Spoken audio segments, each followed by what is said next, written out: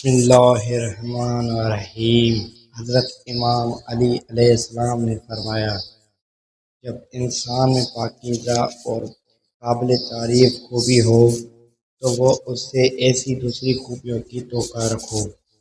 بہترین ایمان بہترین یقین ہے۔ علم ایسی باوقار چیز ہے کہ جو اس میں مہارت نہیں رکھتا وہ اس کا دعویٰ کرتا ہے اور اس کے طرف منسوب ہونے پر خوش ہوتا ہے، اور جہالت ایسی ملامت والی چیز ہے کہ جس کے پاس ہے وہ بھی اس سے آزاد ہونے کی دعویٰ کرتا ہے۔